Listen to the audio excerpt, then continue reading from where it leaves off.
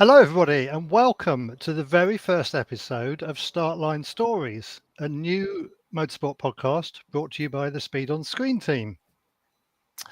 This very first episode, we are going to look at sprinting, what it takes to get involved, and we're going to look forward to the Great Western Sprint on Saturday, the 4th of October at the Castle Combe circuit. And we will have a guest who is a very experienced competitor who will be at the Great Western Sprint and will have a lot of inside track on sprinting. We'd love to hear from you during the course of this podcast. You can use the comments field and we'll highlight comments and questions during tonight's podcast. If you are listening to the recording after the event, you can also contact us by email at speedonscreen@gmail.com. So introducing ourselves, my name's Andrew Bisping, and co-hosting and manning the technical controls is Andy Lawrence. Hello. So hello to everybody. Good to have you here. So please share details of this podcast, WhatsApp, Facebook, or as Andy likes to say, even something not owned by Meta. So starting with sprinting, the place to start is, well, what is it? I call it a form of time trial. Andy, you've done a lot of sprints. Can you talk us through what is involved? Starting with, I suppose, starting at the start line seems a good place to start. Does seem like a good place to start, doesn't it? So yeah, it's a race against the clock, against the track, standing start to a flying finish.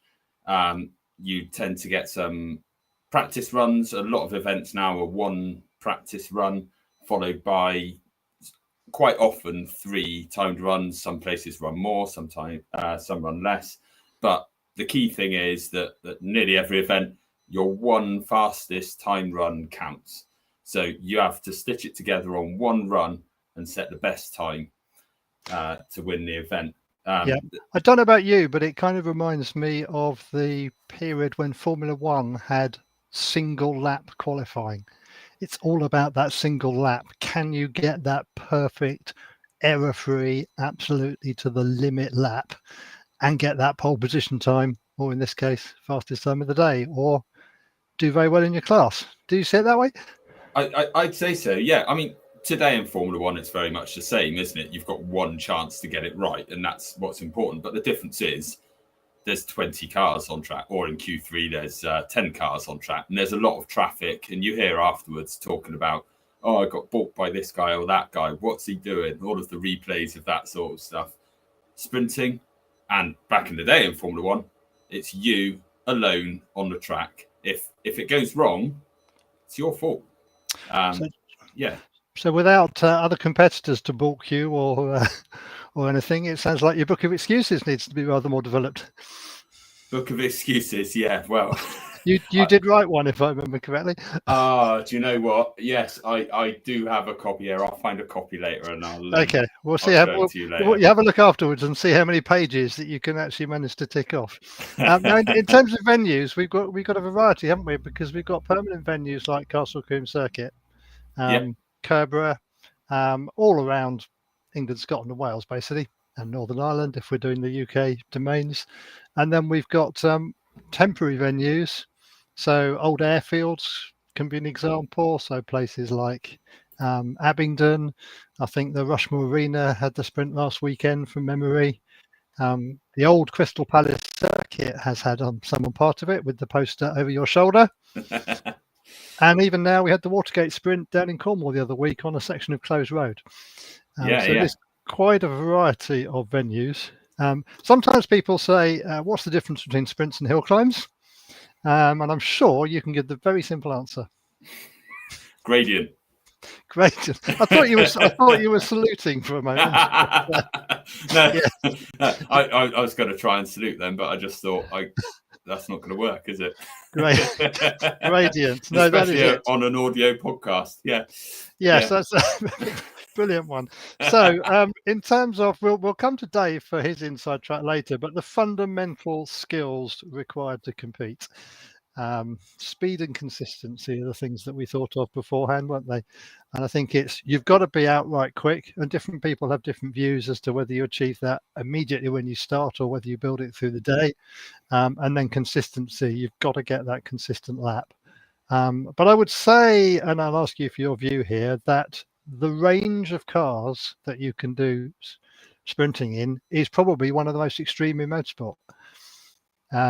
Yeah, you're quite possibly right. Well, yeah, the range certainly, because you've got standard road cars. You could have something. Well, if we look at the Great Western Sprint, we've got everything from a junior in a completely standard smart roadster, all the way through to modified single seaters with no real rules other than. Well, no real rules, actually, other than dimensions, really. That's pretty much it. Dimensions and safety. And I think that's one of the key points about sprinting is that if you've got a safe car, we'll go into more details what that might mean later. But fundamentally, if you've got a roadworthy or track safe car, there's somewhere where you fit in the event. So we'll go into more detail on that later. But I think that's the fundamentals of sprinting. Have I missed anything that you'd wish to bring out now? No, I think that's a good overview, isn't it? Okay. In that case, I didn't get my drum kit out, but roll on the drums. Should we meet Dave Greenslade? Yeah, let's do it. Let's bring Dave him in. Dave, hello, welcome. Hi guys. Hello, good to see you.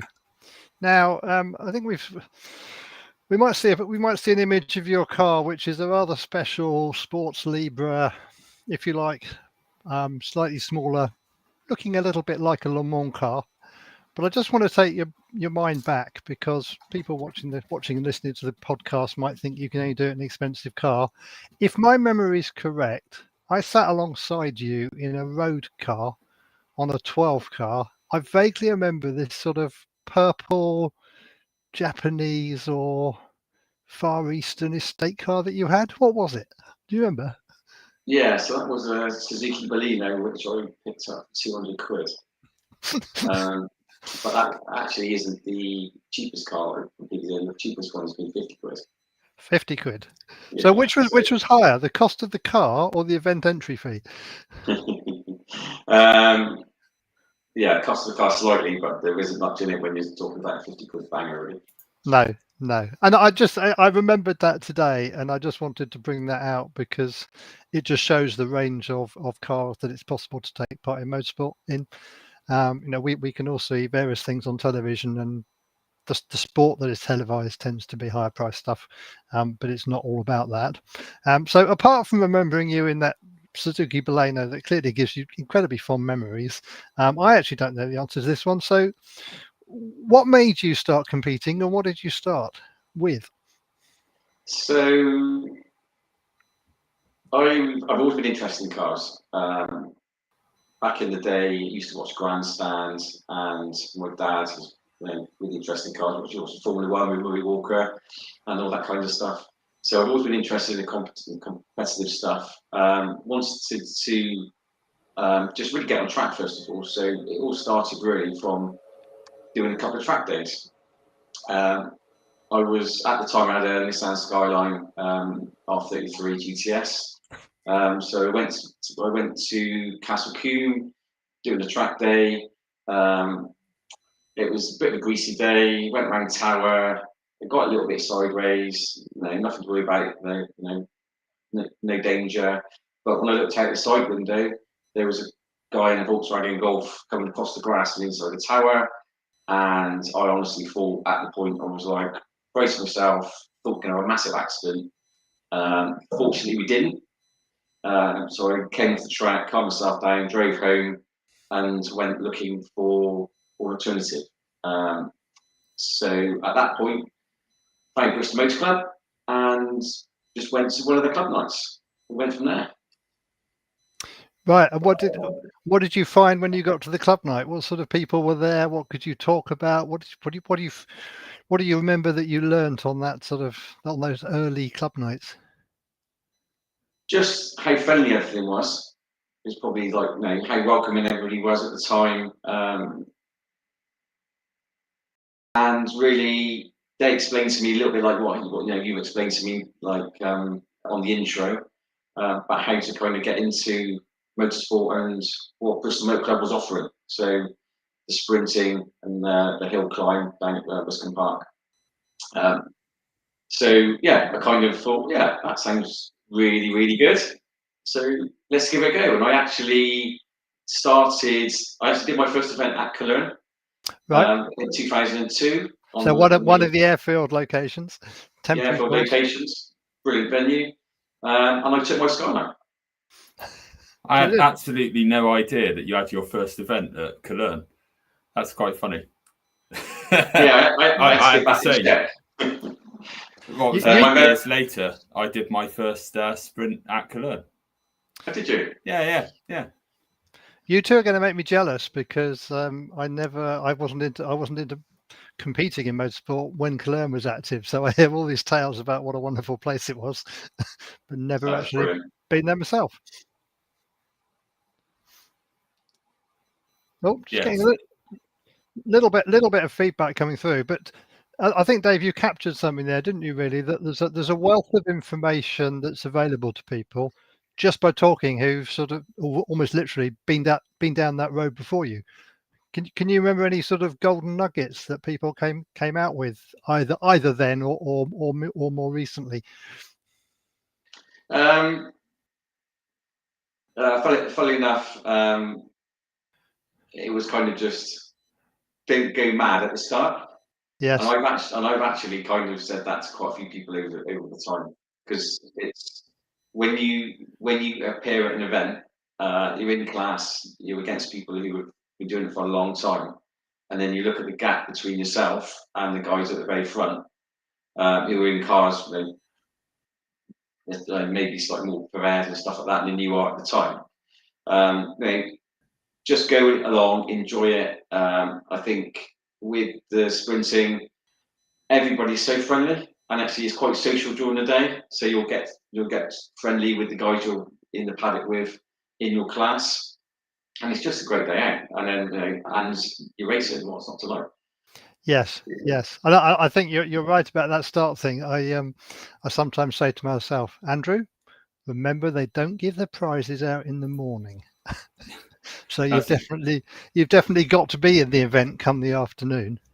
Well, different people take the day differently, don't they? So some people are like straight up there near their fastest time. So Dave and I are really opposites there, aren't we? Because you tend to set your best time towards the end of the day and you just chip away, go faster and faster, generally, except when it's needed.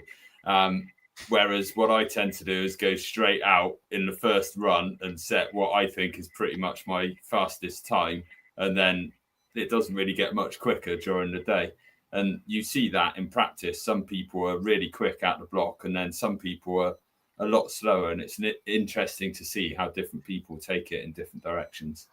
Yes, I know what you mean, Andy. The first event, the first sprint I did was in car I had at the time, little Rover 214, so the bubble-shaped Rover.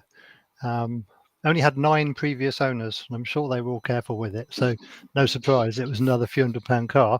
I did an event on an airfield, and I think the first run I tried to be neat and tidy. The second run I thought, right, there's plenty of space here. If you run a bit wide, you're not going to hit anything, and sort of varied it throughout the day. And at the end of the day, the spread across 4 time runs was 0.4 seconds. So it was kind of, however I approached it on that very first occasion, it always seemed to come up with about the same answer.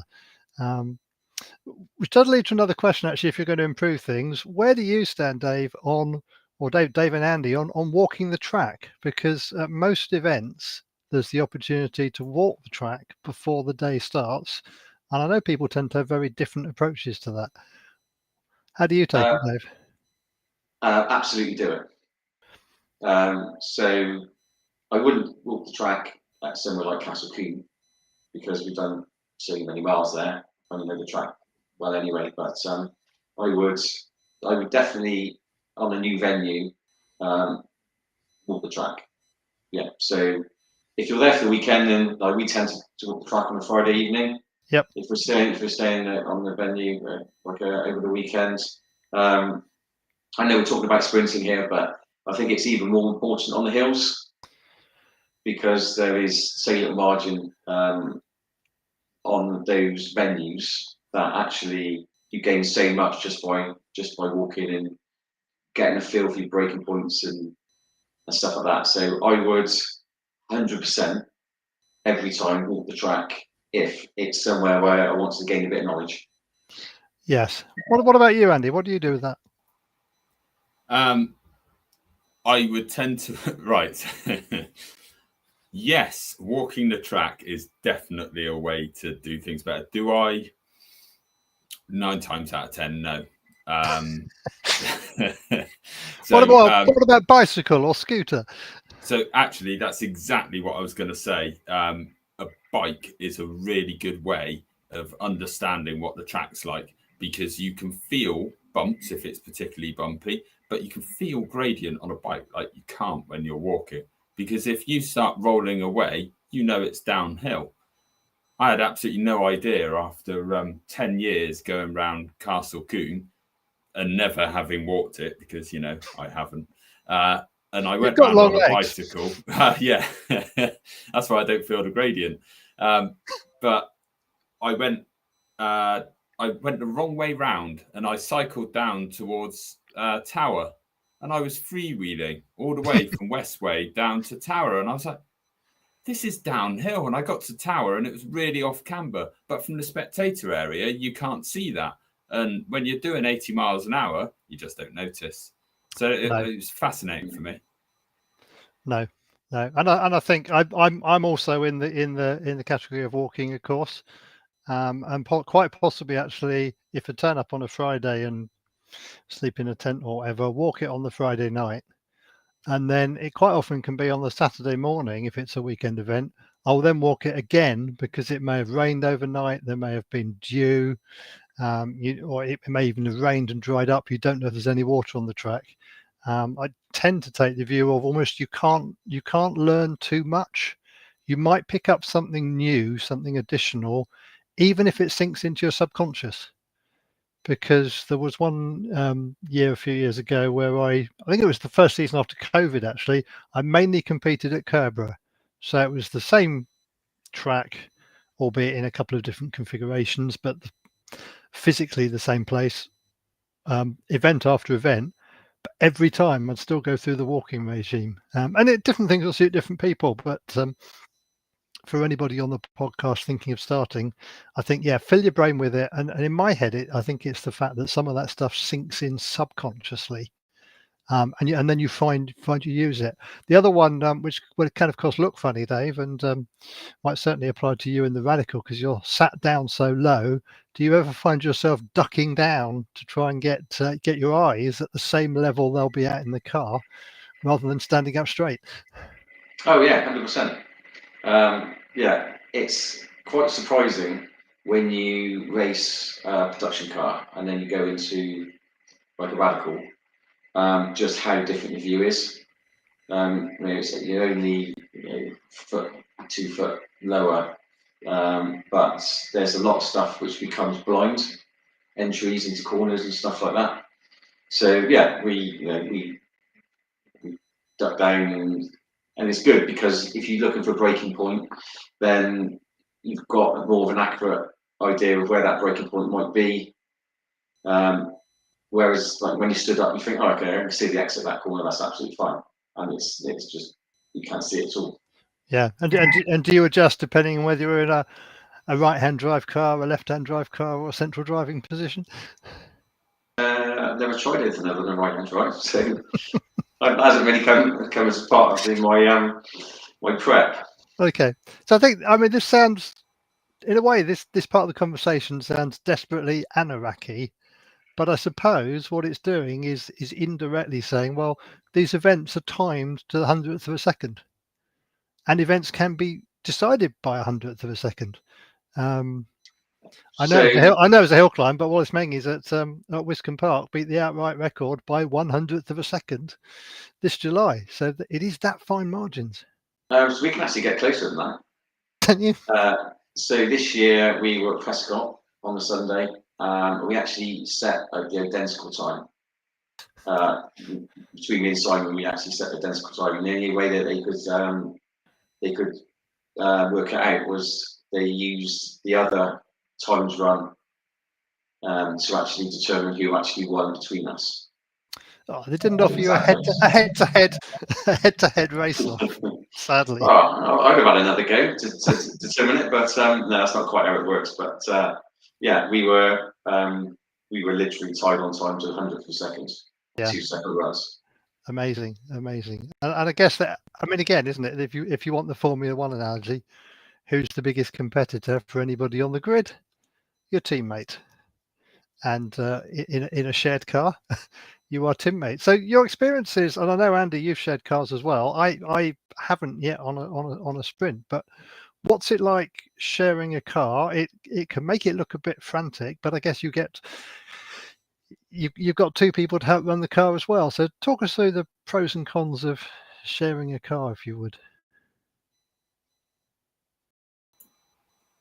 Was that a question to me, was it, or Dave? Oh, sorry, apologies. I thought the screen had frozen, but it was Dave trying to work out it was Dave. It was initially to Dave because he's doing it currently. But then we'll come back to you, Andy, and see what additional things you can add to that, please.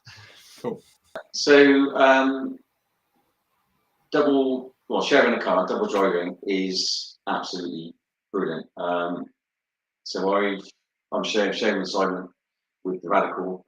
We shared his single seat for a bit prior to the Radical, and then I've shared a car with Andy, and also got another MX-5 shared with Sunshine currently, and it's just great. It's your mates, you're racing anyway, and actually you're pushing each other on. So you like you said earlier, you've got to switch on. You've got runs to complete. There's nothing more that focuses your mind when your mate in the same car goes and sticks a second on you. And it's like, well, so we know the car can do it. So, gauntlet's down. And the pressure's on, and you've got to switch on, and you've got to do it if you can.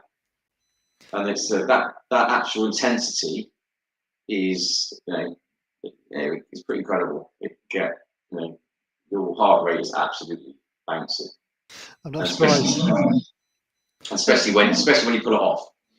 Yes. Yes. And I'm sure there's a lot of banter and geeing the other driver up that goes on as well. Of course. No, me and Simon have known each other for a long time, so we actually kind of leave each other alone a bit now. So when we're actually preparing to do the runs, there is nothing worse a little bit than just someone having a chat, because you do absolutely want to just focus on the job and just be ready when the green light goes. Yes. So we're both very similar in this, but we just need that. It's only a minute or two watching the assembly area just to kind of focus, to calm yourself down, be ready, and then once the green light goes, then literally, absolutely 100% maximum. Yeah, and I suppose that's respectfully allowing the other person to prepare in the style that suits them, isn't it? Really? Yeah. Because it's we try to be 100% fair on all the events. So there's certain venues where you go to where there's probably a advantage for the first driver or the second driver. So if the organisers allow us, then we would swap the positions for first and second driver during the day. So then that allows. So if it's a really cold day, for instance, then the tyres may not be in as well as they would be after the car's done a lap. So the second driver would probably have an advantage on the tyres. So if we're allowed to run and swap, then we do.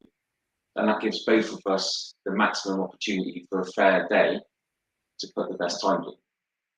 Yes, yes. And just going a step back to the point about letting the person prepare for their run as they head towards the start line and what have you. Linking that into the earlier part of the conversation about it being quite a social sport. If there are people that haven't been to a sprint before and are thinking of getting involved, Castle Combe on the 14th of October is a good chance to do that. And what people will find is generally that people are very friendly and helpful in the paddock, but just give them that space if they're getting ready or trying to fix the car problem. But there can be a fair amount of time in the day where you can have a great chat and learn a lot. The car I've got now, I learned about doing exactly that, having a chat to somebody in the paddock when the car wasn't even for sale. So definitely recommend that. So I was just thinking, how does it all work with you and Simon? You know, I mean, we haven't really talked about this whole sharing of a car thing. We've kind of passed it on. You can share a car with two people, but some people decide to share a car and own it half each, and some people decide to loan a car out. I think you've done both, haven't you, Dave? And Simon's your partner now in the Radical, isn't he? Yeah, so we've got 50-50 in that car. So all the bills are shared. Apart from if you bend it rule, which has to be that way. So it's great because actually it keeps the cost down quite considerably. You also share the travelling to the events and everything else, so there's like less cost for that. If the car needs some maintenance, then again you share that, and that really works. Like for us, that absolutely works. I've also been fortunate enough for people offer me like a guest drive. So they kind of say, look, do you want to come in for a meeting and double drive my car, which has been super fun. Get to driven quite a lot of different things. So it's been really good. I actually did a tot up of all the cars I've used in Motorsport UK competition, and we are currently at 27. Brilliant. And what sort of variety sits within that 27? So some of it's road cars. Yes. So various road cars I've had over the years. So I think probably a dozen of those would be just standard road cars on nav scatters. So and maybe PCTs. So probably 15 of those have actually been used on the track. But there'd be quite a few MX5s, my Mitsubishi Lancer, and the old Skyline and other stuff I've had really. So mostly production. Yes. Cars, road legal production. Yes. I remember knowing it was you going around the track when you had the Honda, because every time you got to Quarry Corner at Castle Combe, I think you used to turn the wheel and sound the horn, so we knew you were coming. But it's a road-going car, so that's quite easy to happen. It's also quite common. I haven't seen it with you, but you suddenly look up and someone's going around the track with the indicators on, because again they've managed to snag those all the way around. All the wipers when it's not raining. Yes, that's another favourite. Absolutely. But presumably before that, you've pressed the air conditioning off. Turn the air conditioning off on a road car for those extra couple of bhp. Yeah, and you also fold the rear seats down as well, because that's worth a couple of horsepower as well, apparently.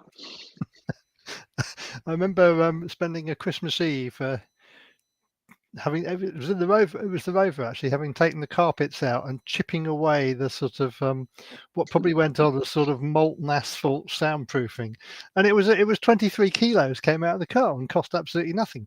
So yeah, power to weight ratio on a small engine car. That's a lot. That was quite a lot, yeah. Definitely was. It was quite dense.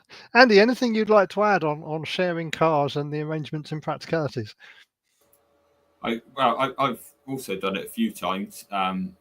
I've shared cars with Dave, and that's in shared ownership with Dave and another friend, Andrew. And I think what's really important is you've got to go into. There's only one certain thing about a car share arrangement, and that's that it's going to end. Yeah. And you need to go into it at the beginning, knowing that it's going to end and deciding between you how it's going to end, what that protocol is going to look like, so that when one of you decides to end it,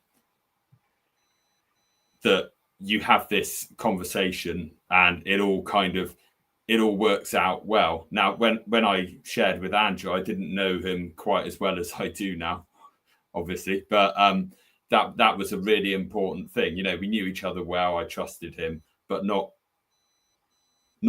like we do today. Whereas with Dave, when we started sharing, I'd known you for well over a decade at that point, and I think it was slightly different. We didn't really have so much of a conversation about that, did we? But yeah, no, and the car was kind of a banger as well. Kind of risk was lower, wasn't it? Yeah. So it almost sounds like a bit formal, but very sensible. It's sort of reminiscent of a prenuptial agreement or something, really. It's the motorsport equivalent, perhaps. Yeah, absolutely. Yeah, you've got to know, just for the fairness for both of you, you just got to know where you stand. Yeah. So, like costings, like, you know, if one party was looking to spend a fortune on upgrading, whereas the other party kind of doesn't, then that partnership isn't really going to last very long. So you kind of need to set your stall out at the start, and then once you know, if you're in agreement, then yeah, like it's much more likely to be an enjoyable, long-lasting relationship than it would be if you don't make it clear at the start, and then all of a sudden you get halfway through a season or like, you know, down the track, and then all of a sudden you want two completely different things. Yeah, and that's a good point, I guess, isn't it? You want to go into it with a similar mindset and a similar outlook as to the venture, the adventure that you're about to set off into. Yeah, 100%. It's the only real way I think you can make it work if both of you have got the same ideas, financially want to put a similar amount into it and all that stuff. Because as soon as it deviates one way or another, then yeah, I don't think it's going to last for long. No. So the car that you're sharing with Simon, David, can you, Dave, calling you David now, it's got very formal. Tell us about the Radical. What was it like when you got it? What have you done to it? What's the outlook for it now? So just going back slightly before the Radical, Simon offered me a drive in his single seat Force back in 2017, I think it was. And I was looking to do something else because I'd driven a Lancer for quite a number of years, and I was kind of looking for a new challenge. So that was perfect. That was perfect sort of timing on that side. And actually, we then decided to kind of form the partnership back then. So we did some time in the Force, a couple of seasons in the Force, but it just wasn't really up for the beating, probably is the best way to describe it. That we were both giving it, because it's a single drive hill climb car, really. So yeah, there it is. So especially on the long sprints and stuff like that, you know, you're asking it to do probably more than its design brief. So it was a natural progression, because Simon has previously had Radicals, to kind of go to more of an endurance car. So more reliable, more suitable for what we want to do with it. So we started looking. There's not many out there, really. And then the one that we actually bought came up. It was actually for sale by RLM, who were the go-to engine builders for these high-boost ranges, in my view. We did a deal. It was kind of 80% built. So we finished the build. We wrapped it in the colours it is at the moment, and yeah, kind of didn't look back. Excellent. Yes, because Radicals in the main were built largely for the one make circuit racing endurance events, So yeah, quite a different step for the car, different step for yourselves. Yeah, and the car didn't need modification to be a sprint car. So with the endurance cars, they don't really have heat management, because once you're running, the airflow does all that. So we've had to now fit fans, controlled thermostat fans, and control for the oil temperature and stuff like that. But they're small modifications, but just brings it into a sprint spec. Yeah, the car's amazing. Yeah. Do you keep the original size fuel tank, or shrink it down because you just don't need so much fuel? It's got the original size tank in it still. I think it's 50 litres. Right. But because that's got its small pot, that's got fuel control inside the tank. So we just run it with smaller amounts of fuel in it. Yes. That's not a roof, by the way. That doesn't come off. That was probably one of the wettest days in history that we ever ran the car, I think, as a clay pigeon. Yeah. I don't know if it's the same day I was there, but I remember a similar one 2 or 3 years ago. Yeah, and actually, if you see the blue on the tyres, they were the new then Pirelli wets, full wets. Yes. Yeah, so yeah, that car on those tyres in the pouring rain is unbelievable. You would think you're almost driving in the dry. Wow, amazing. Yes. And of course, tyres in certain categories, where it could be anything from slicks or intermediates to full wet tyres, is fun and games. I'm going to guess here that you must have had some adventures watching the weather come in places and deciding which tyres to be on and rushing around swapping them around. Does that bring back sort of painful memories, or is it just something you settle to?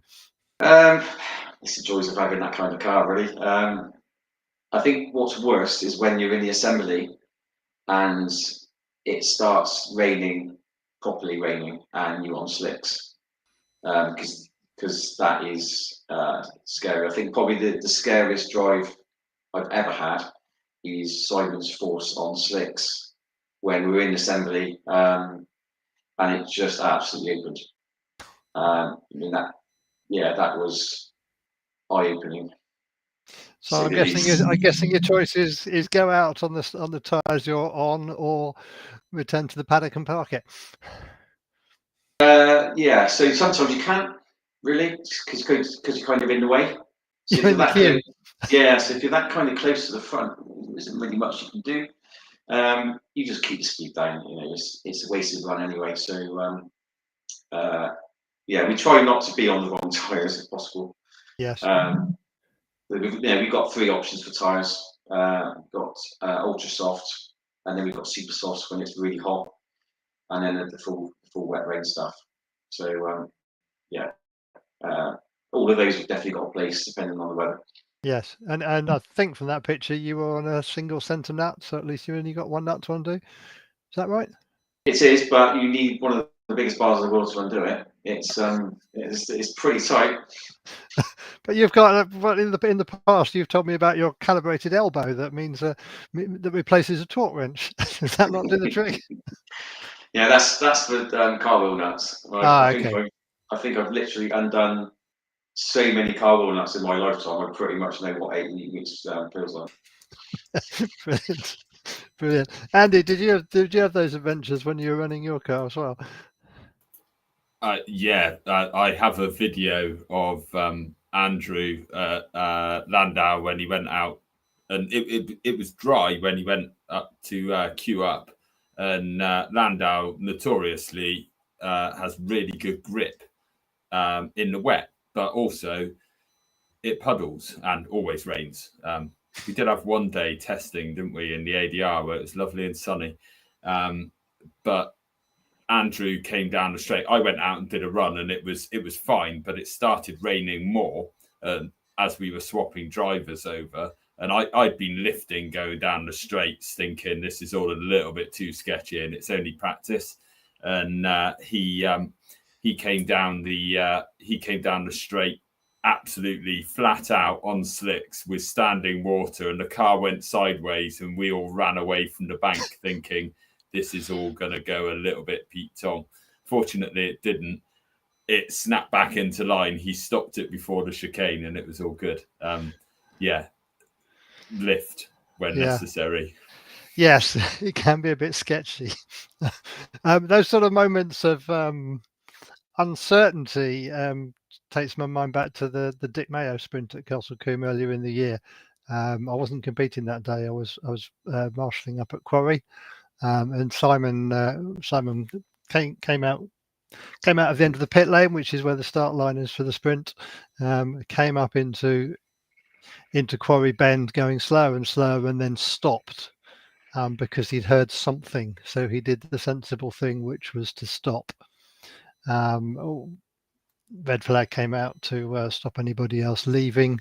I walked across to him, talked to him. He didn't know what had happened, what was wrong with the car. So took the view to call in the recovery team and lift the car rather than drag it back, because he was wondered whether it could be something in the transmission. He got sat down in the rescue wagon, so he sort of couldn't get in the way and was safe and sound.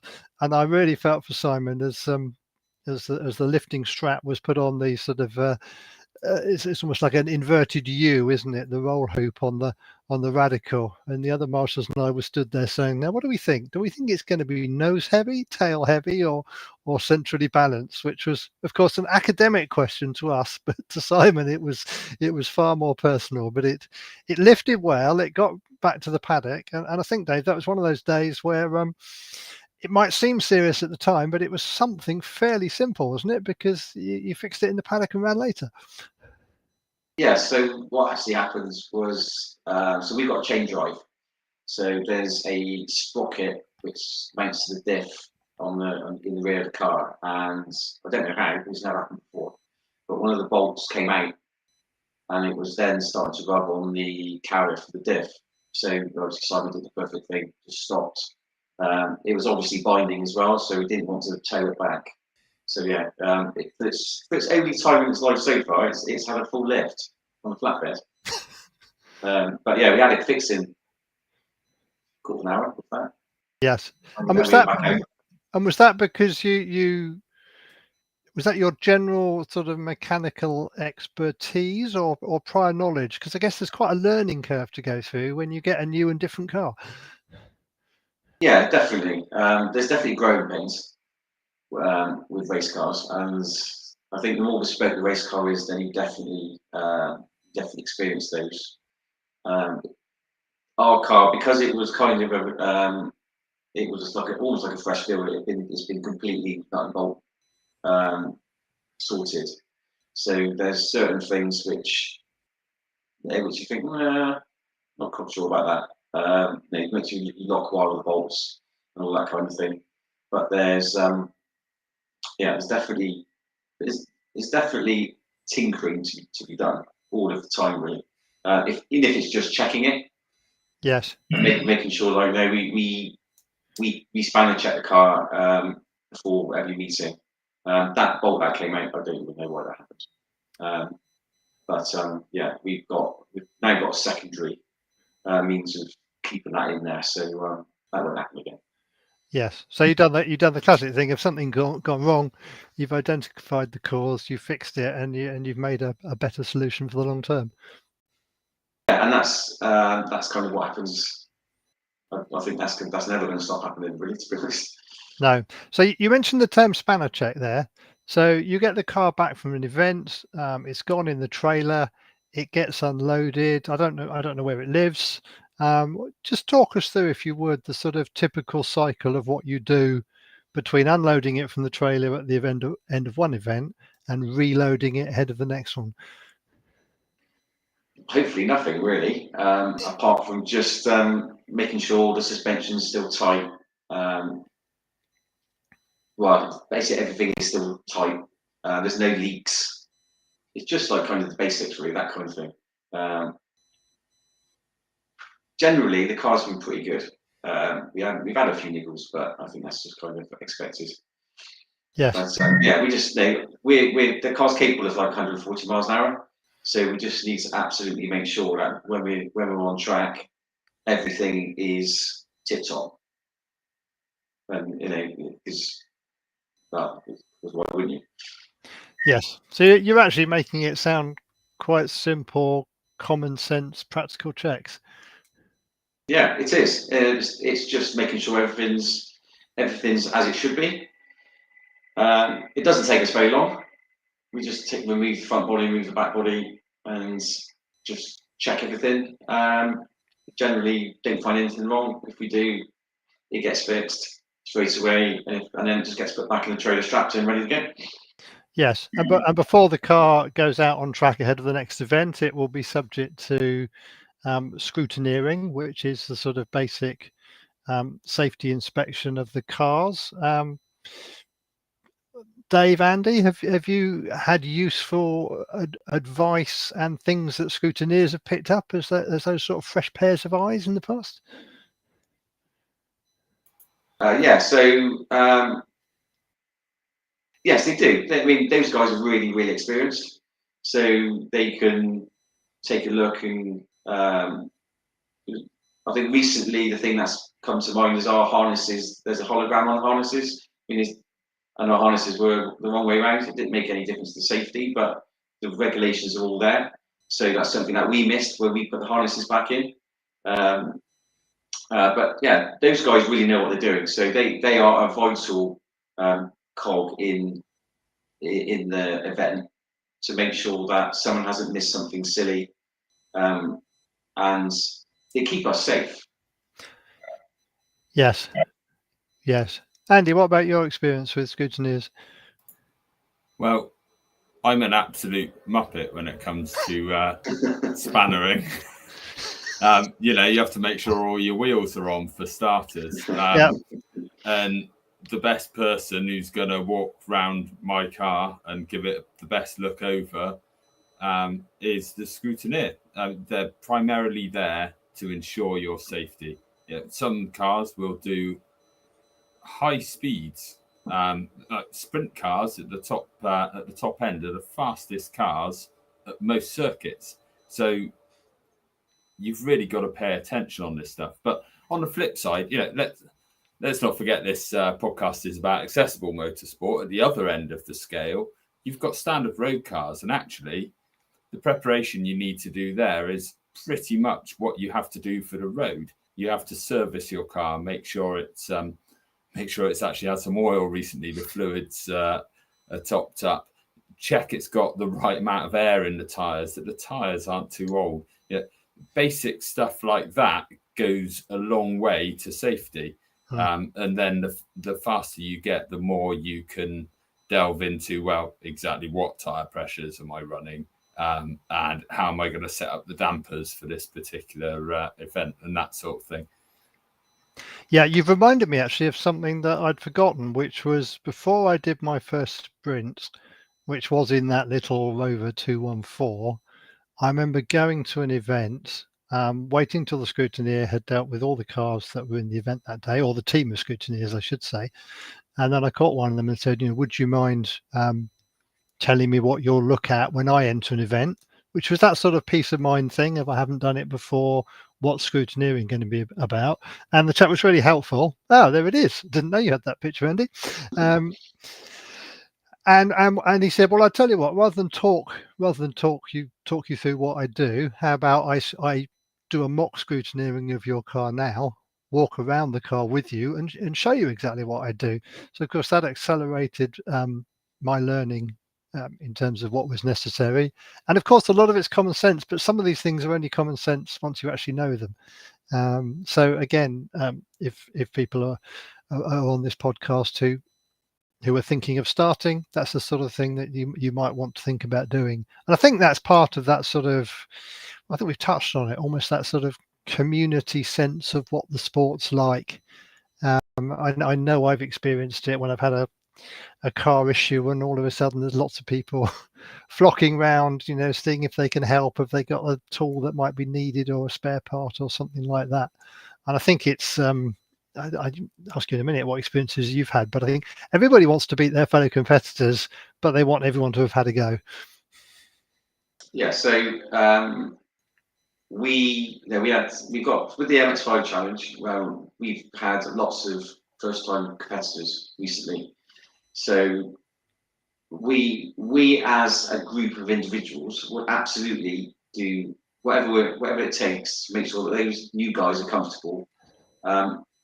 Especially maybe at the start of the meeting. So they've turned up, there's all this new thing to do, like, like scrutineering, and they've got to sign on sometimes and all this kind of thing. So what you'll find is you'll just have your fellow competitors with you, and they will just be so happy to help and just put your mind at rest. There isn't anything to worry about. It's just all the formalities that go with starting a meeting. And yeah, so if you are starting out, then there's so many, like I said, there's so many people to help you. You know, we want you to have a great time and enjoy your day and all that kind of stuff. So yeah, you will absolutely have the support of all of your fellow competitors if, you know, when you come into this and you start. Yeah, I think that sense you're conveying now is almost that sort of secret. If it could be bottled and sprinkled around, it would be great to do it. And people don't know it's like that until they've actually taken part. So, you know, again, I'd say, yeah, come along to the Great Western Sprint, have a wander around, look at the event, talk to people in the paddock, have a look at lots of different sorts of cars. There was somebody there marshalling on one of the previous sprints who was normally a race marshal, and he was absolutely astonished at the variety of cars and the quality of preparation in the equivalent meeting in the previous year. Absolute eye opener to him, which was really good to see. The other side of things, of course, is we're talking to you as a competitor, Dave, and there are a lot of other roles as well in terms of being parts of motor club committees, organising groups, performing various roles on the day, marshalling, and with your driver's hat on. These sorts of things can't happen without those people being in place. And I must admit, I don't know whether you have direct experience of those other things, or Andy does to share any insight into those. So we absolutely need volunteers, not just at the race meetings, but also with the club. So we've got a core group of people who make Bristol Motor Club work, and they've got all different roles. So you've got the treasurer, you've got membership secretary, you've got competition secretary. You've got all these different roles. So it's many hands make light work when it comes to like running the club, because it'd be impossible for there to be 2 or 3 people to run the club. It's just too much of an animal for that. There's too many things to get done. So it's all broken down into small roles, which actually, you know, we've got a great team that actually make Bristol Motor Club work. Yes, so, and the social side as well, with visits to various interesting places that always seem to occur when I'm not free, unfortunately. But there've been some great trips out, haven't there? Yeah, we've got a new social secretary, and she's doing a great job. And we've been to the aerial factory to see how those guys build those things, which are incredible. We've also been to Alcoholics and seen how those guys build those cars, and again, absolutely incredible. We do go-karting in the winter season, which is really good to get some kids involved. So we do like a kids, there'd be like a kids section where all the kids are racing each other and all that kind of thing. We meet each other socially, even away from the track. So, I mean, I'm lucky enough to have a lot of lifelong friends now from doing this over the 20 years. And you know, with those guys, we would be doing stuff on the weekends, which isn't at the track, and it's great. Yes, and whilst the 3 of us share something about common geography and common club membership with Bristol, there are something like 720 Motorsport UK recognised clubs. So wherever people are hearing this, there will be a club or multiple clubs near where you are. So I think it's go along to the clubs, talk to people, and find one where it's a good fit where you feel comfortable socially, and perhaps they do the sort of events that you're interested in. And then you'll be like Dave, 20 years later, we'll be inviting you on a podcast to talk about it. Yeah, absolutely. And actually, not all of our members who were there on the social events are even racers. No. They just like enjoy the club for in whatever aspect that they're members of. So you don't necessarily have to be a racer. You don't necessarily have to even want to be on the committee or be heavily involved in the organisation. If you want to just keep up with what we're doing, we do a club magazine. The website was populated with information and news about what we've been up to. Yeah, and if you just want to come down and just have a really good chat, that's all good as well. It's a community, isn't it? It's a community of broadly like-minded people, but people can be there for different reasons, whatever suits them. Yeah, indeed, and it's the best thing I ever did was walk through that door on that whenever it was back in 2002. Yes. So if we take you back to the driving side, Dave, with your experience of 27 different cars and a fair amount of success across the years. Well, firstly, we won't let you be too modest.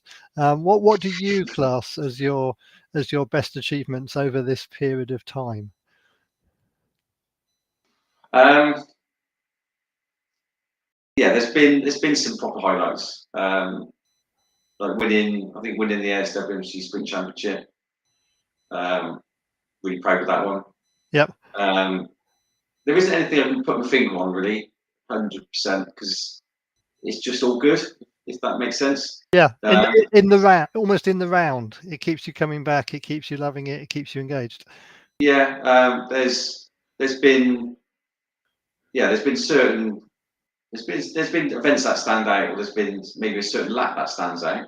Yes. I wouldn't bore everybody with it now, but yeah, there's certain things I look back on and go, yeah, absolutely on that. I absolutely maximised that particular event or particular lap. Yes. I look back on that, yeah. Does that mean you have favourite venues where you have competed or would like to compete? There's so many good venues. We're so lucky. What are your highlights? Anglesey's really, really good. It's so far away, but it's you have to, because it is literally that good.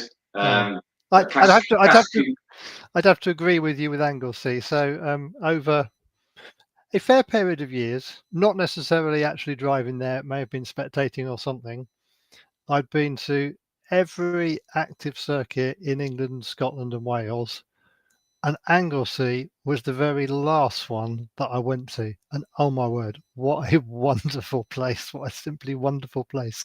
There are some photographs where you've got cars going away from the camera down a hill, looking out across the Menai Straits. You've got Snowdonia in the background. And those pictures are wonderful. And I remember going down that hill. I wondered before I got there, can you actually see that when you're in the car? And I was going down that hill and I looked up and thought, oh, you can see that view. No, hang on a minute. There's a 90-degree left-hand bend at the bottom here. I better get back to concentrating on the driving. And it was worth that drive. It was worth going all that way. Just a wonderful place. Yeah, well, we were there literally the weekend just gone. Took us six and a quarter hours, I think, to get up there on the Friday. That's all forgotten because we had such a cracking weekend. And the Castle Combe is our local track. I love Castle Combe. Pembrey, again, quite Anglesey-ish in terms of commitment and speed. Really like it there. And we've also been actually trying the hills out last couple of seasons. Me and Simon wanted to try some different stuff. Yep. So we have done quite a lot of the hills which we'd had on our bucket list. So Lowton Park, Prescott, Chelsea, Walsh, all the big names really. And that's been excellent as well. I know we're not talking about hills so much here, but that's that's another really good avenue if you're looking to come into this sport. They're really, really good for spectating. So if you want to kind of get some atmosphere up and see the cars up close, same as you can with the sprints. If you've got a local hill climb next to you, then that's another option for you, which is definitely worth pursuing. Yeah, and that's a good point, actually, isn't it? Because probably a higher percentage of hill climbs are at what I call fixed venues rather than temporary venues marked out with cones. There are some short-term hills, if you like, temporary use of them, but in the main they're fixed venues, and therefore they are set up for spectating as well. Yeah. Yes, the airfield stuff isn't really very accessible for spectators, really, and some of them actually don't allow spectators if it's like an MOD. No, there is the workaround, of course. Come out and marshal. Well, that's the box seat. I mean, yes. that is literally as close as you will get. Yeah, and again, the same with the competitor stuff. If you will absolutely be helped from absolute start to finish if you want to marshal. You won't be put on post by yourself or anything like that. You'll be put with an experienced marshal to learn the ropes, see what the crack is with it. Marshalling is especially when you're right there close to track is awesome.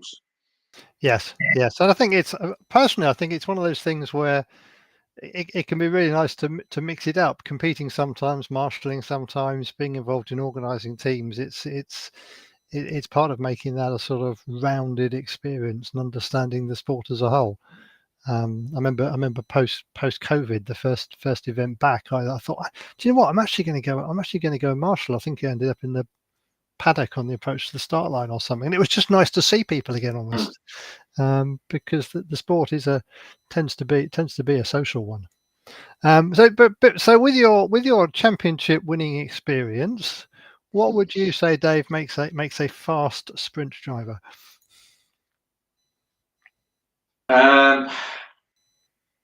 The key is, I don't know, it's difficult because I can only speak for myself. So there's what makes you quick then, Dave?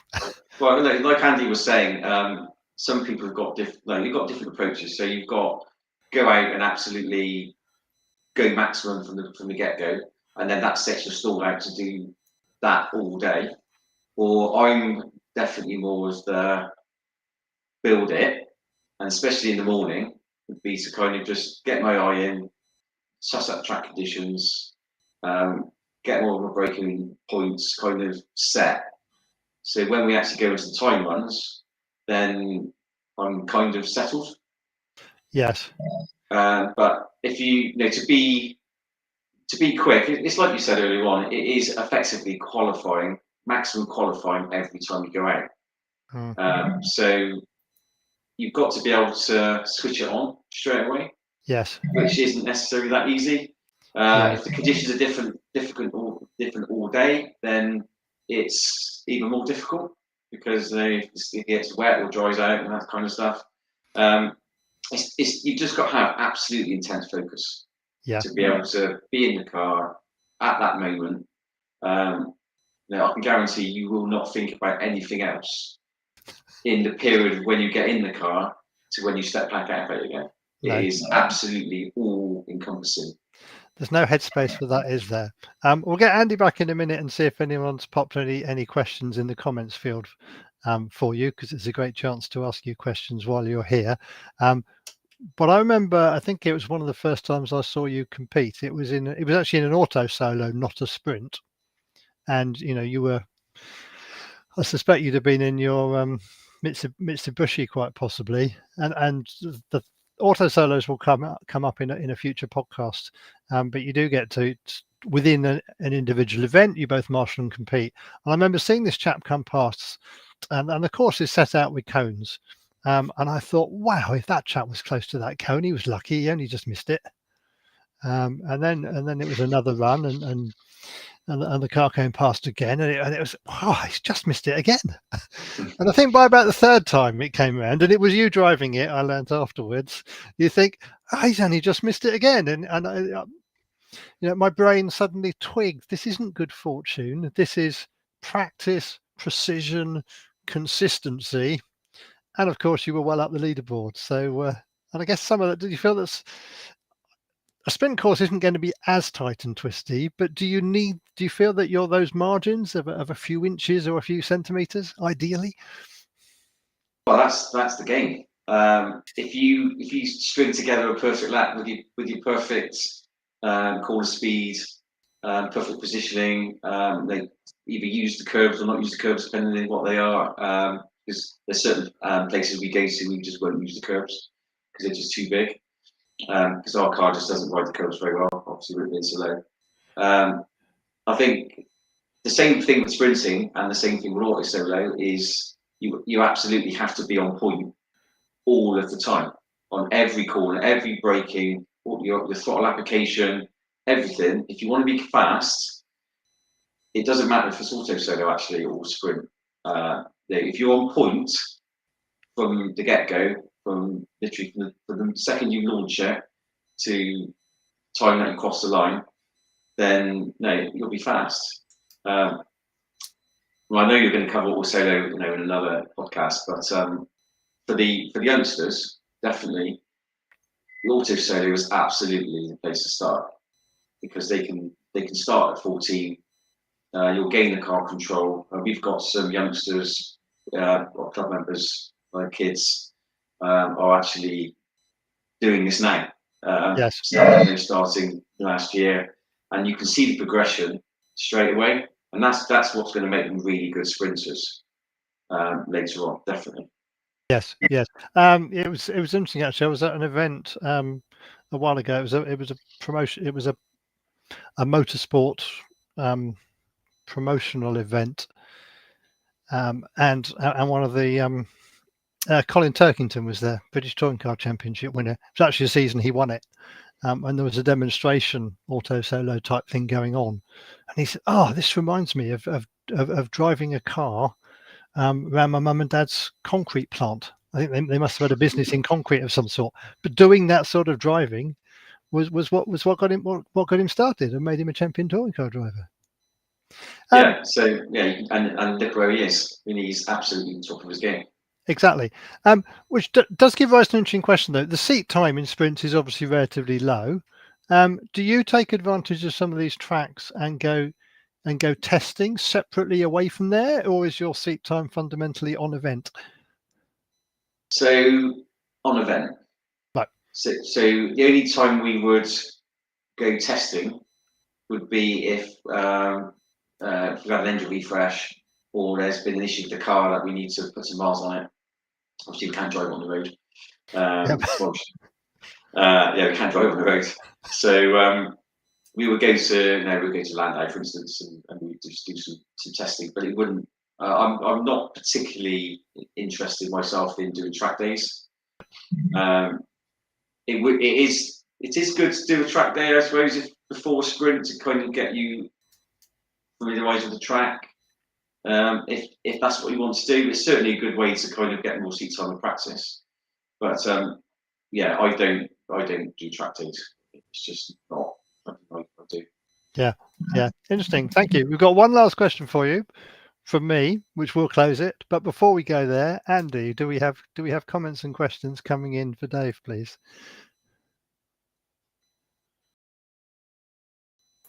I'm pressing the wrong buttons. That's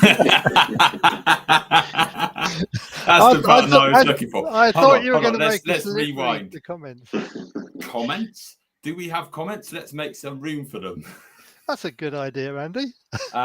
We don't have any specifically for Dave, but we've got one here just right from the very beginning about great to hear that you can take part in low-priced cars to get going. 200 quid cars maybe not quite the same these days, but you can certainly go competing. We talked about the MX-5 Challenge earlier, didn't we? And Dave and I bought that car that we shared in the MX-5 Challenge, and that became a double championship winning car. And did we pay? Was it 60? No, it ended up. we paid 1,600 quid and we sold the ECU, which wasn't compliant with the regulations. It'd been upgraded. We sold that for 400 quid. So it ended up being a 1,200 quid car, and we won 2 championships with it. A £1,200 car divided by 2 equals £600 each. Yeah. Which is the same money I paid for the Rover. Interesting. And the funny thing is, Dave, we need to chat. I've got more than that to give you for the stuff that we've sold from shipping it. Bonus. And this is recorded, Dave, so you've got the audit trails. So no, really good to CGM Ballistic putting that comment up. And I think that's the thing. It is possible to do it in low price cars. Of course, some things are more expensive, but it'll be seeing that stuff. I'm just slightly losing beneath the controls on the bottom of the screen, the bottom of that comment, Andy. So if you can read it out. Yeah, sure. Yes, Alex Salmon saying he's just jumped in, so it might have been covered. And we did kind of go around the edges of this, but coming from hill climbing to sprinting, what's the main differences? And we talked about gradient, didn't we, earlier? We did. Actually, whilst gradient is the defining factor in practical terms, what you tend to find is that hill climbs are really narrow and there's a lot more precision. Like if you, Castle Combe, for example, next weekend, if you run 20 feet wide, for example, on the entrance to the corner, outbrake yourself, run wide by 20 feet, you'll be all right. I don't know what that is in meters. I don't know why I talk in feet. I'm a metric guy. But if you run 10 meters wide or 5 meters wide at Wiscombe hill climb, for example, you're in a tree. And I think that's probably the difference between the two in practical terms. There's nuances, isn't there, with uphill corners, and uphill braking is very different to driving on the flat. A lot of circuits and airfields for sprints tend to be completely flat with very little up and down. And I think that makes the dynamics of the corners very different. I'm going to ignore the fact that Crystal Palace is very much like a hill climb, but it's a sprint and it's flat. Yes. I mean, the minimum width of a hill climb track to get a track license is 3.5 meters, which does not leave a lot of space on either side of the car. The scenery will be closer. Interestingly, I think it was before I did Abingdon sprint last time. The previous event I'd done was a hill climb and had that need for precision, and almost felt a degree of freedom that you had that extra space. It's probably easier to experiment a bit on a sprint than it is on a hill climb. But the essential nature of the competition, I know you'll cover in a bit, Andy, sort of cars and rules and a bit of stuff like that. But it's fundamentally the same thing without the slope and a bit more space. And it's a different challenge, actually. So I love both. So going absolutely maximum at Anglesey, for instance, on Saturday, is awesome, as is threading your way up Lowton Park. Yes. You're going a lot slower on a hill, but it is just as exciting, and they're really challenging. Yeah. Both aspects I find really challenging. I don't find the sprinting easy in turn after you've done a hill. You've still got to absolutely maximise. Like I said earlier on, you've got to maximise your braking, your throttle control, your positioning on the corners and stuff like that. So, and then the clock doesn't lie. So that's the ultimate measure. It gives me the same buzz to do both. Yeah, and you can use the same car on each, so it's a bit the same as probably across all motorsport. Try them both, see what you like the best. You might like one, you might like the other.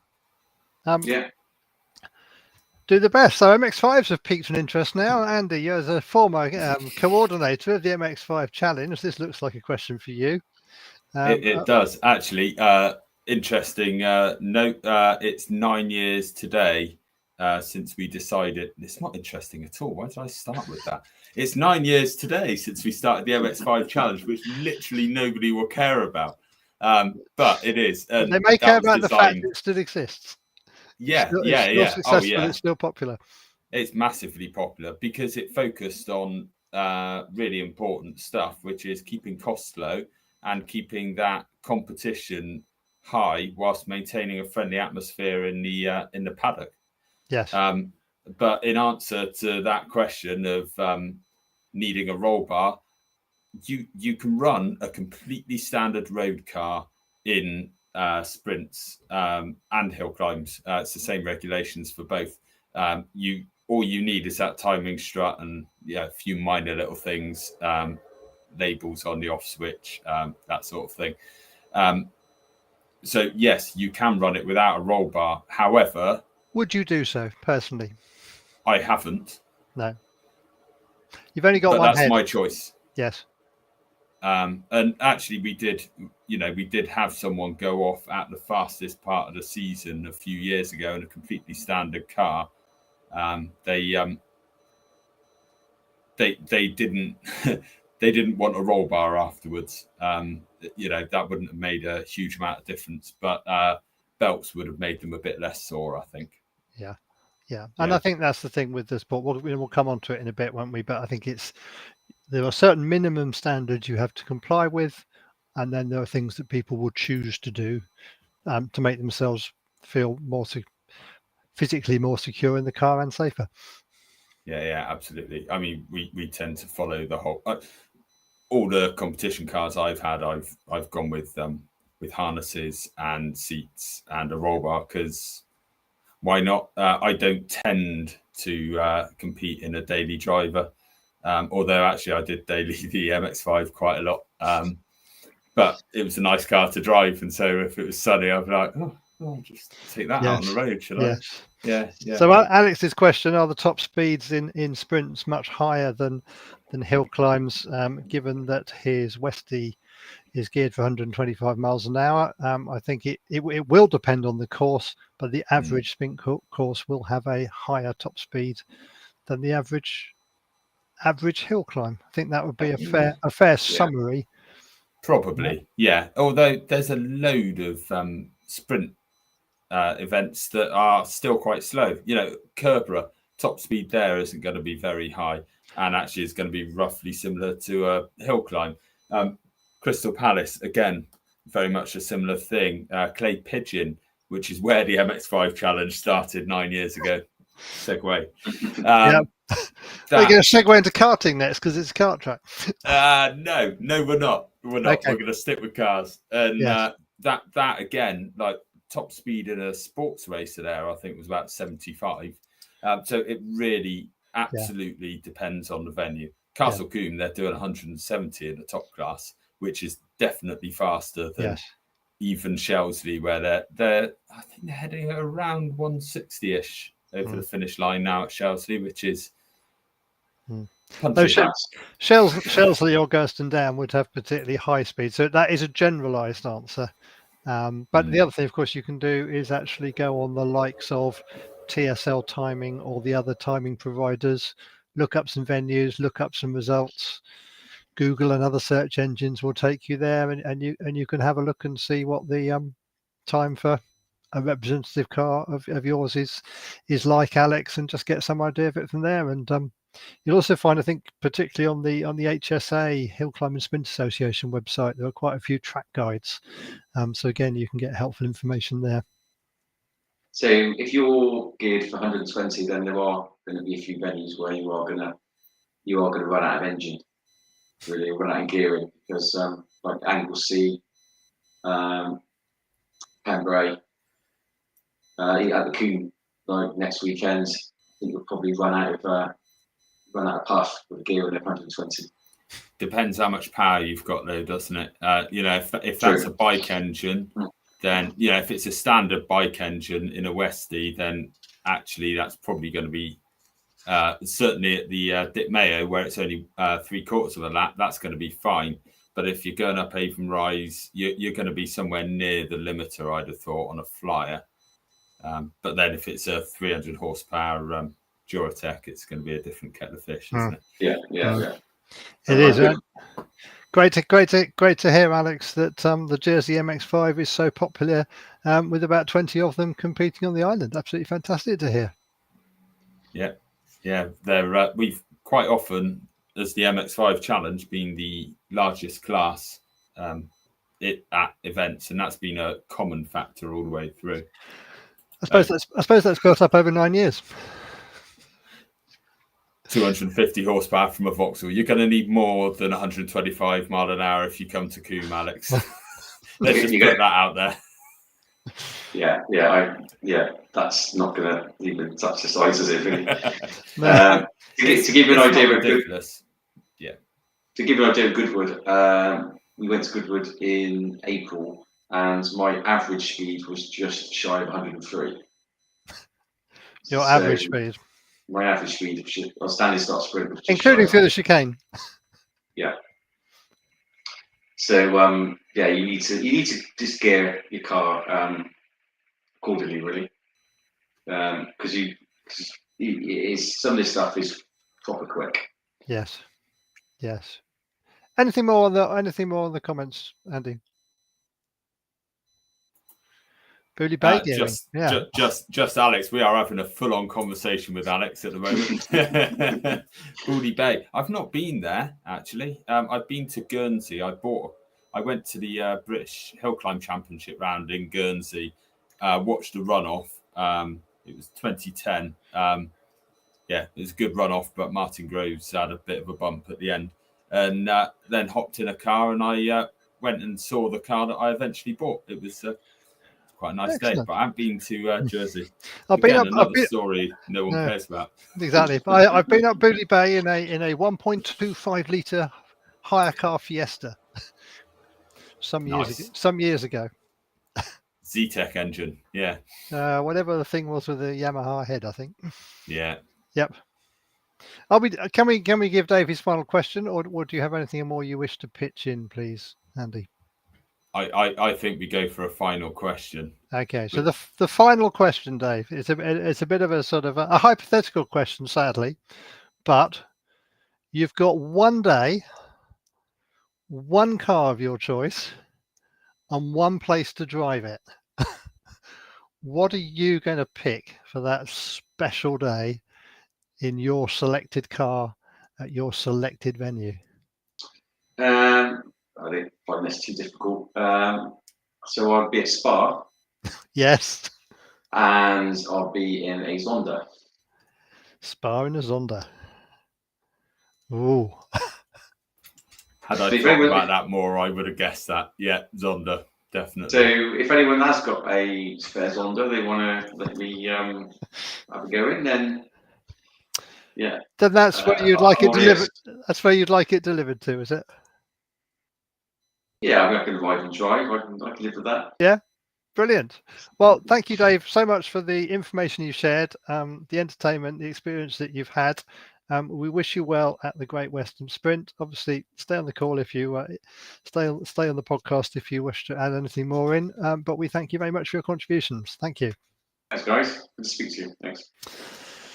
Now, Andy, we're going to come across to you now. So we've kind of had it in some of the questions, but the fun and games you've got, hopefully, is explaining the types of car that one might go sprinting in and the way that they are organised into categories and classes. Yeah, so this is something that we're trying to address in this podcast, things that are commonly misunderstood about the disciplines we're focusing on. And today, what I really want to talk about is how the regulations are set and the categories and classes for the cars that you compete in. It's something that is, as I've said, really misunderstood, and a lot of people don't quite understand how it goes together. So I thought I'd start with some pretty pictures, because why not? So speed event regulations are set at a national level. They are set in the Motorsport UK yearbook in Section X, and they're set by Motorsport UK. Those are the national regulations. They apply to absolutely every event, every sprint and hill climb in the country. Now, when a club runs an event, they have to abide by those regulations, but they will also create some event regulations, which are your supplementary regulations. And you'll also get final instructions quite often. I think they came out today for the Great Western Sprint, for example.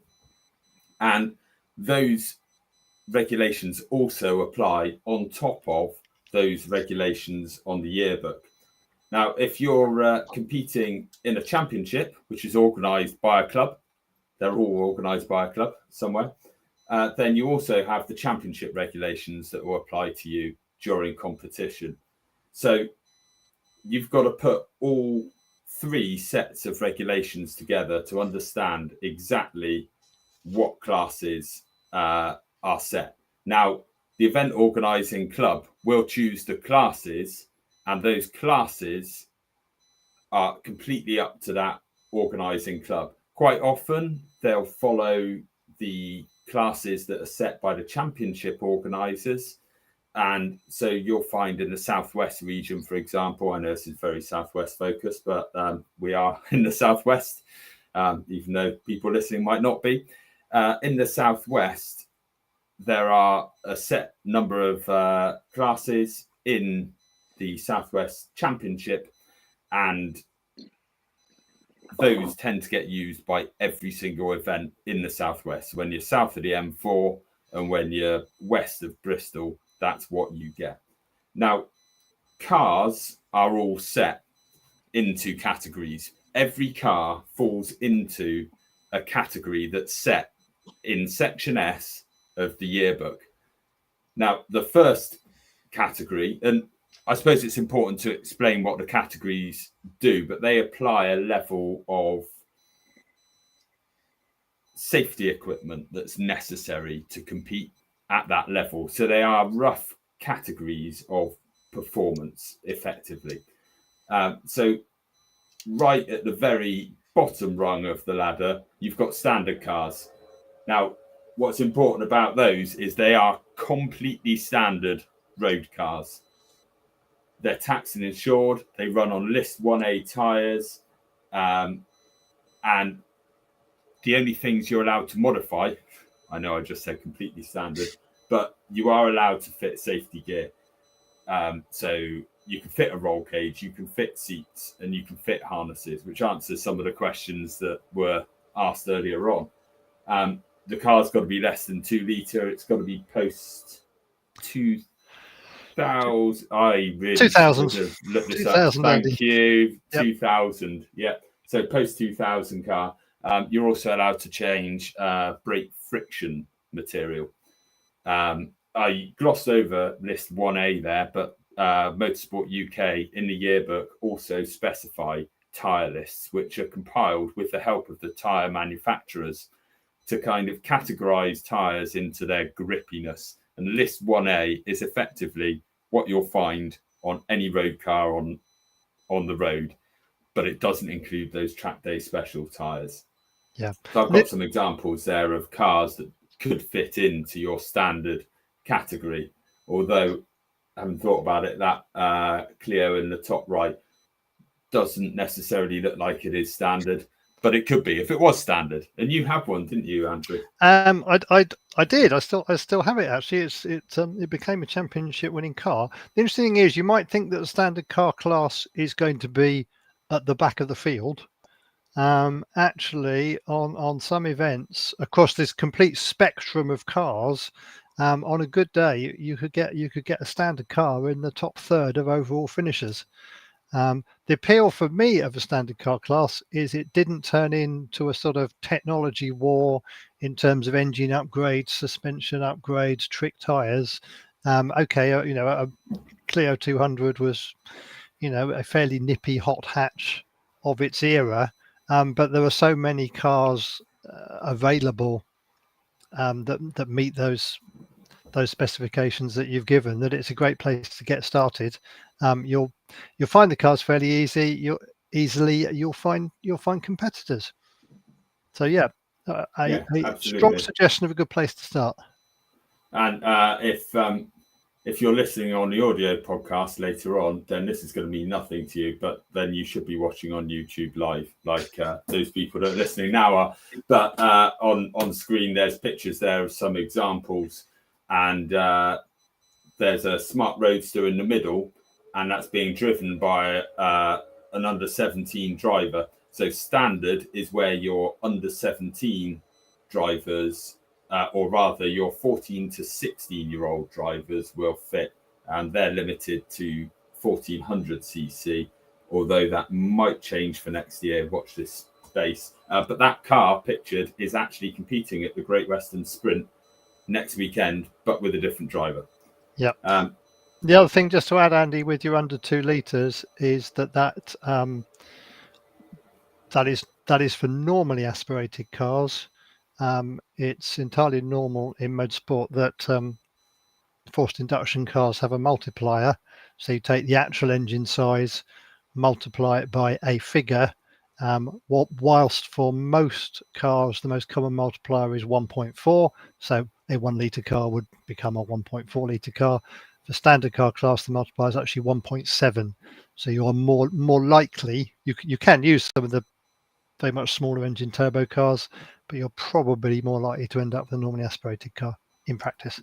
Yeah, absolutely. Good catch there. Yeah, the 1.7 multiplier, I think, I can't remember what that works out at, but it's going to be somewhere around 1200cc, isn't it? And for a junior, that makes it about 700 and something cc, I think, which is why the Smart Roadster is just about the only turbo car that fits into the junior category. So as you modify from there, you move on into road, which, roughly speaking, is road legal cars that you can daily. So they've got interior, they're still tax insured, MOT'd. They are road legal cars. And depending on where you are in the country, they may limit those to list 1A or 1B. So Motorsport UK, in the section S of the yearbook, it's not limited to 1A, but some events do decide to limit them to 1A tyres. Again, safety gear is free, and actually, whilst it's called road and it's all stuff that you could daily drive, there is quite a lot of modification allowed. You know, suspension upgrades, engine upgrades are pretty much free, and you see some proper fast stuff here. Again, if you're watching on YouTube, there's a picture of, I think that is Dave in the MX-5 that we shared, locked up at Clay Pigeon. And there's a few cars like Subaru Impreza there. And actually, yeah, I think that is that's my old SUV, which I competed in the road class at Crystal Palace. And there's a Lotus Elise there. So I had to look really carefully. But they are cars that you could drive to work if you wanted to. And I absolutely did drive to work in that MX-5.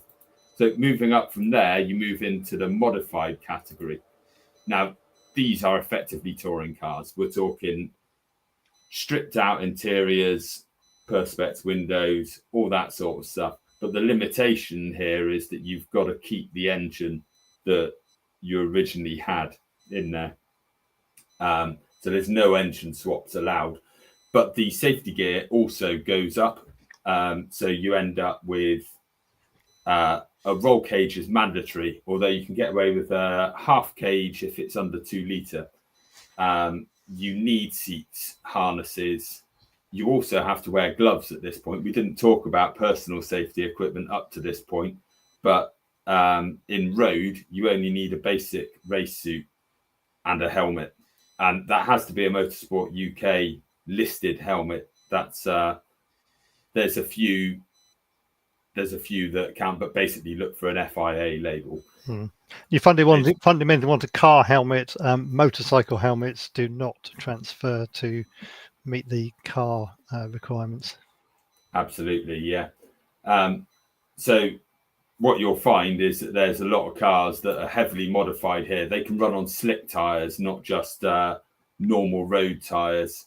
And you'll find that these cars tend to be really quite well engineered. Or, as is sometimes the case, this is the section of the podcast which is all about misunderstood things. People don't read the regulations or don't understand the regulations before they build a car, and they do something like they remove the rear seats, at which point they're no longer eligible for road and they have to go into modified. So sometimes you'll find a car that just doesn't look like it should be a modified, but it is because it doesn't quite meet the regulation there. Yeah, it's a good point, Andy, isn't it? Because we're giving people pointers. We're signposting them to information. We'll come back to where people can find the blue book, I think probably at the end of this section. But it's really important to do your research and understand things fully so you don't go off down a blind alley. Yeah, I mean, there is a link in the description for the yearbook, so you can go and download it from the website. One thing I didn't mention with the modified and road is that they're actually split into two. There are specialist cars, which, they're split into series production, which is your normal off-the-shelf road car. It's more than 5,000 of them being made in 1 year is the definition. So it's what you probably see out your window when you look at cars on the street. Specialist production is kit cars, limited production run stuff, things that were made in roughly up to 5,000 cars a year. So Caterhams, Westfields, that sort of thing. Maybe I should put some pictures up as well, because that would be nice as an example for people that aren't on the audio version.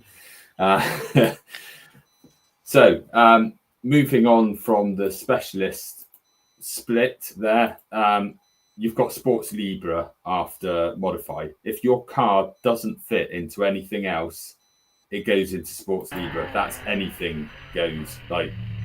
That's where Dave runs in his Radical. It's a nice little Simon Bainbridge in his amazing SBR Chrono. Sounds like it's warping time as it goes past.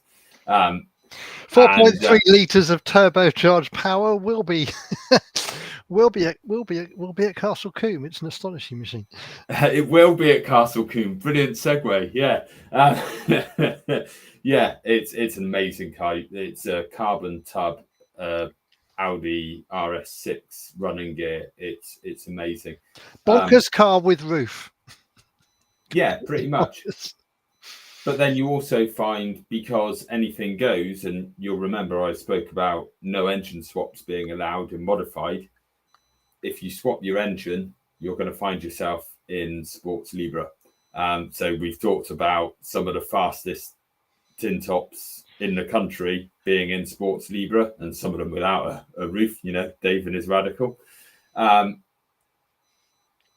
You'll find yourself up against all of that stuff. So it's really worth not finding yourself there if in any way possible. But I'm guessing your image there of a Mark II Ford Escort could well be a 2.5 litre Millington engined Escort or something. They can go out and have a huge amount of fun. Yeah, absolutely. I mean, it's still going to be fun. You can still chase your own times. You don't have to be competing against everyone else. So the final category is racing cars, and these are not cars that started out as road cars. This is what you're used to with Formula One, sometimes what you're not used to with the sand races. We've had some Channel Islands chat. I know that those guys race in Guernsey. I think they do in Jersey as well. I'm sure we'll get a message from Alex in a minute. Yeah, but they are fantastic, big V8 engines and built to go really fast on sand. But then they also go pretty quickly on tarmac too. But normally what you'll find is ex-circuit racing cars, or we showed earlier a picture of the car that Dave shared with his friend Simon. There's a number of small volume manufacturers who make speed event racing cars specifically for speed events, because there's no minimum weight in sprinting or hill climbing, in fact. So you'll find that some cars are sub 300 kilos in single seaters. In fact, I don't know what yours is, Andrew, perhaps a little bit over 300, it's 300 kilos. 340. Before the driver, of course. Yeah, before the driver. Yeah. So what, 342, 343 once your slender figures in? If only. Yeah. So that's really what I wanted to run through with all the categories, so that people understand how their car's going to be classified and where they're going to end up when they turn up at an event, which 9 times out of 10, they are based on the categories. So most clubs will subdivide those categories into classes. So you'll find a 2-litre split, for example, in the single seaters almost universally. But anyway, there we go. That's a little roundup of. So the key takeaway for me there, I think, Andy, was that basically you go up through levels of modification and performance, and the safety requirements are proportionate. They're scaled to match those increases. Absolutely, that is the aim. So the faster you go, the riskier it is, and the general aim with the regulation is to make sure that the faster you're going, the more safety gear you have to protect yourself. And that's why the hands device, it doesn't have to be a hands device, but the frontal head restraint. Yep. Yeah, that's why that comes in when you're going quicker. Yes, and actually there's an example there, going back to GM Ballistic's question about roll hoops and what people would choose to do. You and I might both remember a colleague who we will leave unnamed, who had a moderate speed frontal impact into a tyre barrier. You have to narrow it down. In a small engine front wheel drive hatchback car. I'm not going to name the person because that would be unfair. Yeah. Was kind of fine and could repair the car himself. But came out of it with a sore neck through not having a frontal head restraint. And when some days after I asked, would you compete in a car without one again? The answer was no way. So you've always got the minimum level of safety required by regulations. But think about what you'd actually feel comfortable with and what you feel is appropriate for the level of risk that you're prepared to take. We all hope we don't fall off, but it'll probably happen to us sometime. Yeah, it nearly always does, but it's a personal decision, isn't it? Yeah. Actually, you brought up GM Ballistic and questions. Now I'm doing myself a bit of trouble here because can you have open face in a tin top? And I actually don't know the answer. I should do. We'd have to check and invite GM Ballistic to do the blue book. Certainly, I know that friend of mine in a standard car class, Clemow, certainly does. Mm-hmm. I'm not sure if there's a crossover point or not. You certainly can have an open face in. I'm pretty damn certain you can have an open face in a roofed car, but I'm not 100% certain. I have seen people competing with an open face in open roofed cars, but I don't know off the top of my head. No, you'd have to have at least goggles or a visor, then I think. But it's a good chance to say, though, isn't it? The Motorsport UK yearbook is available online without any cost. So you go onto the Motorsport UK website, you look under Resource Centre. It's colloquially called the Blue Book, which gives a clue to its the long-term colour of its cover. It is formally called the yearbook. So if you go to Motorsport UK website, Resource Centre, scroll down the left-hand side to yearbook, that's where you'll find it. And it's always actually recommended to use the online version, because if there are any amendments through the course of the year, the online version will be kept up to date. Yeah, good point there. Yeah, although actually the yearbook doesn't tend to get updated, but let's gloss over that. Yeah. So Hill Climb and Sprint, great YouTube channel actually, the Welsh Hill Climb and Sprint channel. Safety gear. There are companies that hire if someone wants to try it. Do you know what? I don't know about those companies. It'd be really useful if you pop some links in the chat or some more info. That'd be really helpful. And Alex has come back. They don't do the sand racing. Oh, shame. Still, anyway, and again, some helpful information here from. Oh, there you go. Well, I think that might be Paul in his ModProd Clio. So thank you for that, Paul. If it is indeed you. And definitely engaged. Yeah, of course, Carol does run an open face with goggles, doesn't she? Nike Formula Ford. Yep, exactly. Yeah, Carol Nichols, that is, isn't it? Yes. Yeah. In the car her dad built. Yeah. Exactly. Marvelous history to that. Yeah. So we're at the end of all of our comments, and pretty much actually at the end of what I wanted to talk about there. So excellent. So if we've cleared the comments and we've gone through that level of detail, I think we are virtually at the end. So yes, this is this is thank you Alex for that. Yes. There's also a Smart 4.2 on eBay at the moment that does wheelies, and that's competed at Shelsley. Anyway. Brilliant. So yes, for those on the audio channel, Alex was sharing news about a Jersey-based buggy. So thank you everybody for sticking with us through the very first of our Startline Stories podcasts. The intention is to run these fortnightly. So the next one will be in 2 weeks' time. And as probably came across, we will be looking at auto solos. A great starting point again. I guess will hopefully be Hayden Marks ahead of the Oxford Auto Solo. And we'll also include more conversation about competing as an under 17-year-old.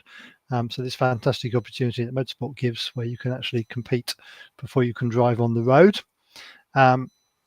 It'd be fantastic if people on the podcast share the recording with anybody else who's interested. And this will be available as an audio recording, which means I need to put you on the spot, Andy, and ask you, how will people find the audio recording when it is prepared? On your favourite podcasting app. So we're not there yet because this is the first episode and you can't publish until you've got one. But we'll be on Google Podcasts, Amazon Music, iTunes, okay. Any other Apple-based. So will that be under the Speed on Screen banner? It's Startline Stories. Startline Stories. Okay. For Startline Stories, you can listen to us in audio, but not live. Fantastic. So if people have any suggestions for future episodes, there's just still the chance to add them to the comments or to email speedonscreen@gmail.com. That's speedonscreen@gmail.com. So thank you so much for joining us on the podcast. We've reached the finish line, but we will be back again with more Startline Stories. So thank you, Andy. Thank you, Dave. Thank you to all our attendees and those listening subsequently. For now, we say thank you, goodbye, and we'll see you again soon. Goodbye. Cheers.